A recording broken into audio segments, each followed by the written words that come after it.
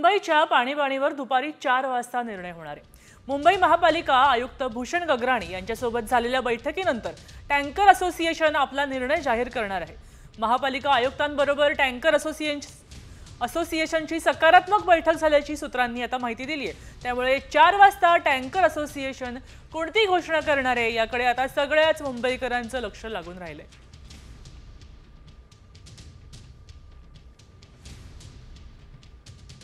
सगळे जे टँकर युनियनचे लीडर आहेत ते स्वतः होते आणि राजेश ठाकूर जी आहेत आमचे, मी सगळ्यांचं नाव घेत नाही, सगळे पदाधिकारी तिकडे उपस्थित होते आणि त्यांच्या सगळ्यांचं म्हणणं साहेबांनी ऐकून घेतलेलं आहे। पॉझिटिव्ह मीटिंग झालेली आहे।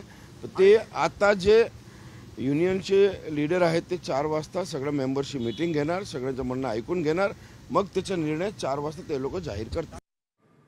हाच टँकर चालकांचा संप चिरडण्यासाठी आता मुंबई महापालिकेनं मोठा निर्णय घेतलाय।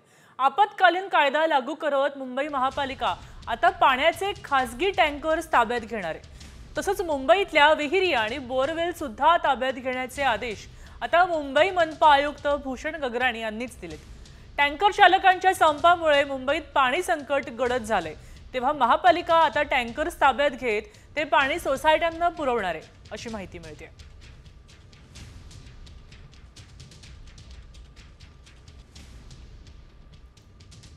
खासदार सुनील तटकरे आणि मंत्री भरत गोगावले 10 महिन्यांनंतर एकाच व्यासपीठावर आलेत। माणगावच्या यादव गवळी समाजाच्या नूतन इमारतीच्या भूमिपूजन कार्यक्रमामध्ये हे दोन्ही नेते एकत्र आल्याचं आपल्याला पाहायला मिळतंय। यावेळी दोघांमध्ये चांगलीच जुगलबंदी सुद्धा रंगली आहे।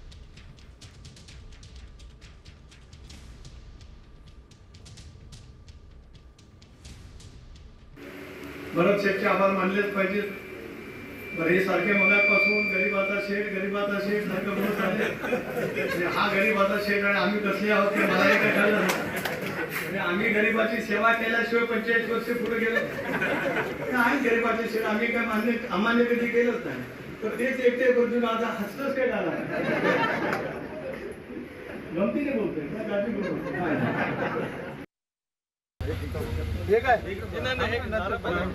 बोलतो बाबा लवकरात लवकर पूर्ण होते बाबा लवकरात लवकर पूर्ण होते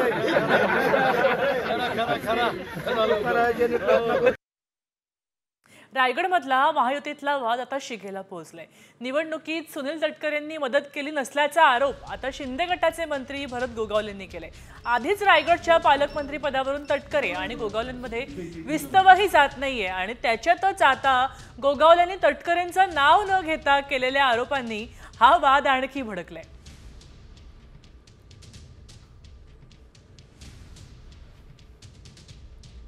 या जिथे त्यांची आपण मीटिंग केली होती, सभा केली होती, त्यांचं पण योगदान मिळालं असतं तर आपण आणखीन पुढे गेलो असतो 4-5 हजार मतांनी।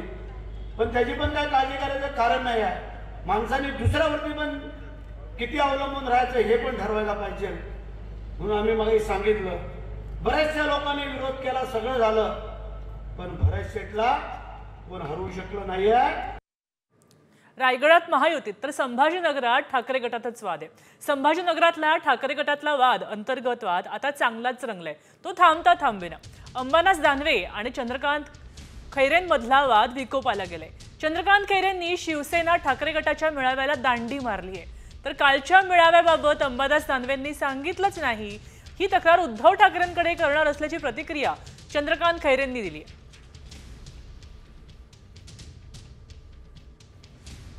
मला सांगितलं नाही अंबादास दानवेने, स्पष्ट सांगतो मी उद्धव साहेबांना सांगणार आहे। आता मला अंबादासनी सांगितलेलंच नाहीये। तो अंबादास दानवे स्वतःला असं समजतो की बस तो आहे तो सगळ्यात मोठा, किती 2-4 महिन्याचाच आहे आता तो। नाही करणार ना, नाही माझा सहभाग म्हणजे मी आहेच, माझ्या पक्षासाठी मी काही पण करेल। माझं आंदोलन माझ्या पक्षाचं असेल। राजकीय नेत्यांना लोकाभिमुख होण्यासाठी आपली भूमिका जनतेसमोर मांडण्यासाठी भाषणाची खुमखुमी असते। याच भाषणावरून पुन्हा एकदा महायुतीत नाराजी नाट्य रंगल्याची चर्चा आता आहे। चैत्यभूमीवर अभिवादन सभेत मुख्यमंत्री आणि राज्यपालांनी भाषण केलं, मात्र राज्य शिष्टाचारानुसार मुख्यमंत्री देवेंद्र फडणवीस यांच्या आधी उपमुख्यमंत्री एकनाथ शिंदेंचं भाषण नियोजित होतं। शिंदेंचं भाषण तयार सुद्धा होतं.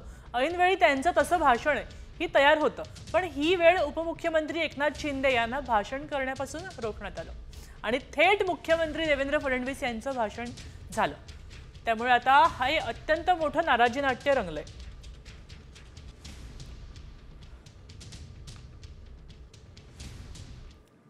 फडणवीसांकडून अजितदादांच्या अर्थ खात्यामध्ये घुसखोरी झाल्याचं पाहायला मिळतंय. शरद पवार गटाचे आमदार रोहित पवारांचा हा आरोप आहे. मुख्य आर्थिक सल्लागार पद निर्माण केल्यानं टीकास्त्र, आधी शिंदेंच्या खात्यात घुसखोरी, तर आता अजित पवारांचा नंबर, असं त्यांनी म्हटलंय.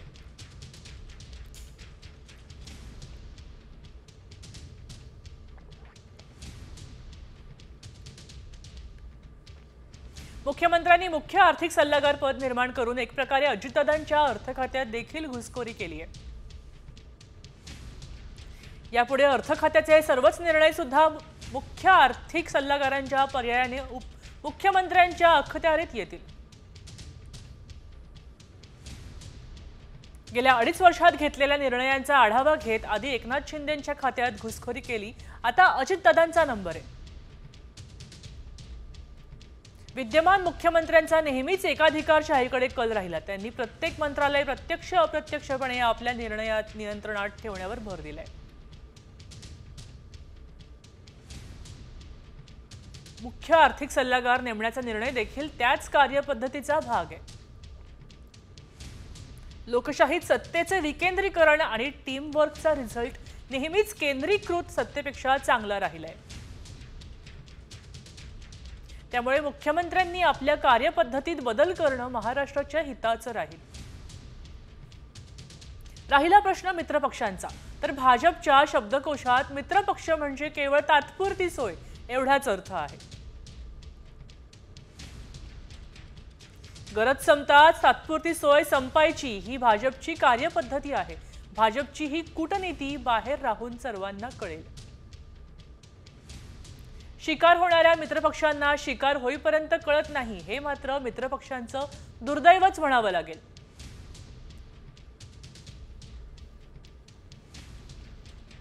वळूया पुढच्या बातमीकडे. भाजप नेते चंद्रकांत पाटलांनी उद्धव ठाकरेंबाबत एक मोठा दावा केलाय.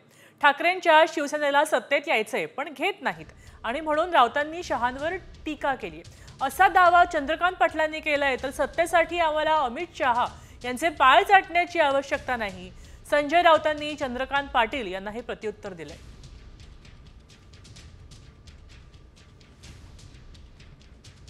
अमित भाईंचं 500 पाणी छत्रपती शिवाजी महाराजांवरचं स्वतः तयार केलेलं संदर्भ गोळा केले पुस्तक येत्या काही दिवसात पुण्यात प्रकाशित व्हायचं की दिल्लीत व्हायचं एवढाच मुद्दा राहिलेला आहे.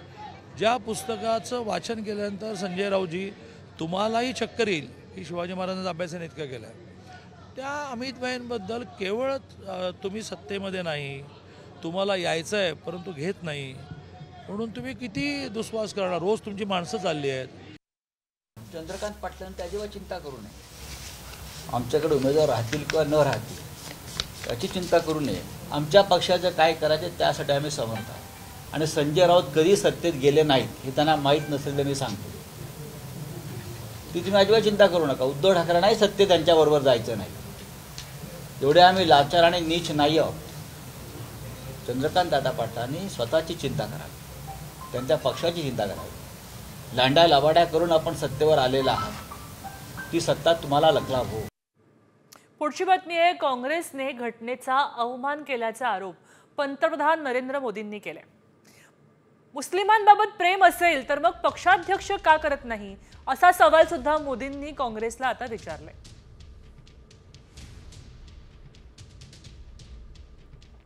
जब तक बाबा साहब जीवित थे कांग्रेस ने उन्हें अपमानित किया. दो बार उन्हें चुनाव हरवाया. उनको सिस्टम से बाहर रखने की साजिश की गई. अगर सच्चे अर्थ से आपके दिल में मुसलमानों के लिए थोड़ी भी हमदर्दी है तो कांग्रेस पार्टी अपने पार्टी के अध्यक्ष मुसलमान को बनाए. यानंतर आता काँग्रेसच्या खासदार प्रणिती शिंदेंनी भाजपवर जहरी टीका केली आहे. राक्षसाला रक्त हवं असतं तसं भाजपाला दंगली घडवून आणायच्या असतात, अशी टीका प्रणिती शिंदेंनी भाजपवर केली आहे.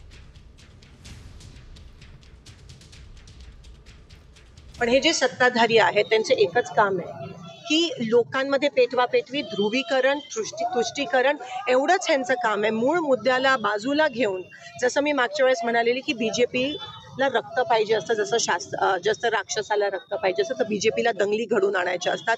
त्यांचा एक कलमी कार्यक्रमच तो आहे. विकासाचे मुद्दे सोडून महाराष्ट्र आज दिवाळखोर झालाय, पैसे नाही आहेत त्याच्याकडे लक्ष केंद्रित न करता बाकीच्या गोष्टीकडे डायव्हर कसं करायचं. पेट्रोल डिझेलच्या किमती वाढल्या, जेव्हा असं होताना दिसतं तेव्हा हे काहीतरी ते उकरून काढतात. बातमी अध्यक्षपदाची. मुंबईत भाजप भाकरी फिरवण्याच्या तयारीत असल्याचं पाहायला मिळते. मुंबई अध्यक्षपदासाठी दरेकर, अमित साटमांचं नाव चर्चेत आहे. तर मुंबईतल्या भाजपच्या सगळ्या आमदारांची एकत्र बैठक होते. आशिष शेलारांच्या जागी नवा अध्यक्ष कोण असणार आहे याबाबत आता चर्चा सुरू आहे.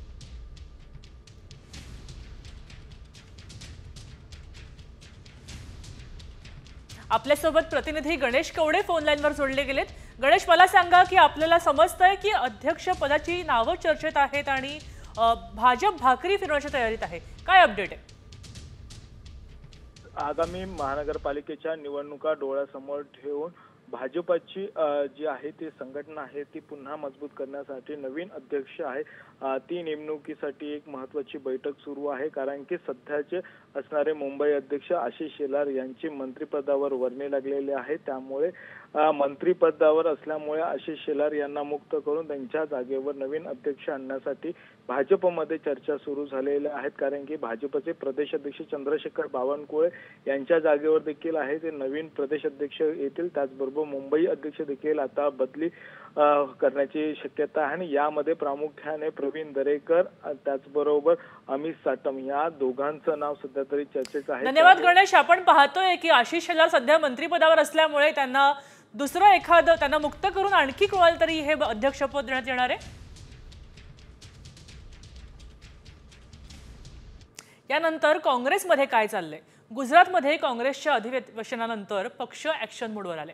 आगामी काळामध्ये होणाऱ्या गुजरात विधानसभा निवडणुकीसाठी काँग्रेसकडून संघटन सृजन अभियान जाहीर करण्यात आले. अभियानामध्ये महाराष्ट्रातल्या 6 नेत्यांवर AICC कडून जबाबदारी सोपवण्यात आली आहे. बाळासाहेब थोरात, प्रणिती शिंदे, असलम शेख, सुनील केदार, KC पाडवी, प्रफुल्ल गुडघे यांच्यावर विशेष जबाबदारी देण्यात येणार आहे. तर विभागावर संघटनांवर नेते ठेवणार लक्ष.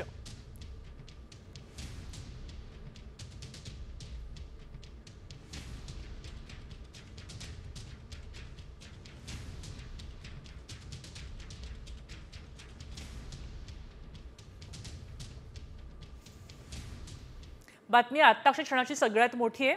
सलमान खानला पुन्हा एकदा धमकी आली आहे. घरात घुसून जीवे मारण्याची धमकी देण्यात आली आहे. तसंच सलमान खानची कार बॉम्ब उडवून देण्याची धमकी सुद्धा देण्यात आली आहे. गेल्या अनेक वर्षांपासून सलमान खान बिश्नोई गँगच्या रडारवर आहे. गेल्या अनेक महिन्यांपासून अभिनेत्याला धमकी मिळते, त्यामुळे त्याच्या सुरक्षेत सुद्धा मोठी वाढ करण्यात आली. मात्र त्यानंतर सलमान खान पुन्हा जीवे मारण्याची धमकी मिळाली. आता सलमान खानला सतत मिळत असल्याच्या धमक्यांमुळे त्याचे कुटुंबीय आणि चाहते सुद्धा चिंतेत आहेत. स्वतःच्या सुरक्षेसाठी सलमान खानने बुलेट प्रूफ कार खरेदी केली होती आणि आपल्या घराला सुद्धा बुलेट प्रूफ काचा लावून घेतल्या होत्या. मात्र हे धमक्यांचं सत्र काही थांबत नाहीये.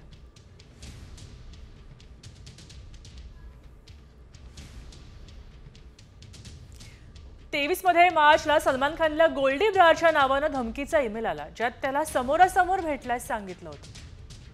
एप्रिलमध्ये 10 एप्रिलला धमकीचा फोन आला आणि 30 एप्रिलला मारून टाकू अशी धमकी आली. सलमान आणि त्याचे वडील सलीम खान यांना एका पत्राद्वारे धमकी आली आहे, ज्यामध्ये सिद्धू मुसेवालाप्रमाणे मारण्याचा उल्लेख केलाय.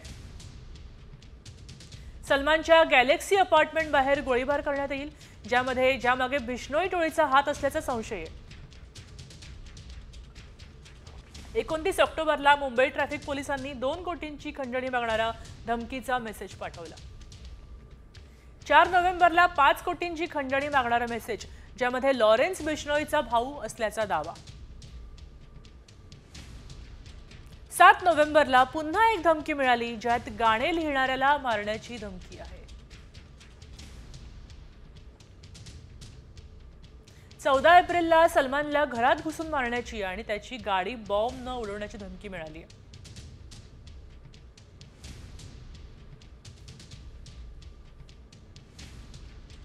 सलमान खान नंतर आपण वळूया सैफ अली खानकडे। रिक्षा चालकाने पटवली आहे अभिनेता सैफ अली खानवर हल्ला करणाऱ्या हल्लेखोराची ओळख। आता हल्ल्याच्या दिवशी हल्लेखोर शरीफुल फारिकने वांद्रे स्थानकापासून सैफच्या घरापर्यंत जाण्यासाठी रिक्षा केली होती। आता यावेळी उतरताना त्याने दुप्पट स्वतःहून अधिक भाडं द्यायचा प्रयत्न केला, अशी चालक धनंजय चैनी याने पोलिसांसमोर खुलासा केलाय। तर रिक्षा चालक धनंजय याचा जबाब आरोपपत्रात समाविष्ट करण्यात आलाय। अलीकडेच वांद्रे पोलिसांनी सैफवर झालेल्या हल्ल्याप्रकरणी शरीफुल फकीर याच्या विरोधात 1613 पाय आरोपपत्र दाखल केलंय।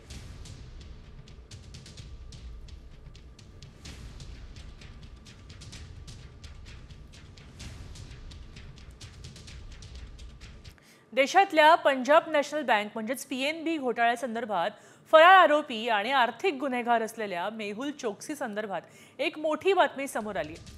PNB बँकेच्या कर्ज घोटाळ्यातला आरोपी आणि फरार हिरे व्यापारी मेहुल चोक्सीला बेल्जियममध्ये पोलिसांनी अटक केली आहे। मेहुल चोक्सीने पंजाब नॅशनल बँकेकडून 13,500 कोटी रुपयांचं कर्ज घोटाळा केला होता। आता अटक टाळण्यासाठी तो भारतातून बेल्जियमला पळून गेला होता। येथे तो त्याची पत्नी प्रीती चोक्सी सोबत राहत होता, मात्र आता पोलिसांनी त्याच्या मुसक्या आवळत त्याला बेड्या ठोकल्या आहेत। मेहुल चोक्सीवर काय आरोप आहेत आपण पाहूया। त्याचा पंजाब नॅशनल बँकेत 13,500 कोटींचा घोटाळा आहे। PNBतील 2 कर्मचाऱ्यांसोबत $1.8 अब्ज कथित फसवणुकीत संगनमत केल्याचा संशय त्याच्यावर आहे। मेहुल चोक्सीचा पुतण्या नीरव मोदी देखील या प्रकरणात आरोपी आहे। अटक टाळण्यासाठी चोक्सी पुतण्यासह जानेवारी 2018 मध्ये भारतातून पळून गेला। भारतातून पळून जाण्यासाठी 2017 मध्ये कॅरिबियन बेट अँटिग्वा आणि बार्बुडा इथं त्याने नागरिकत्व मिळवलं।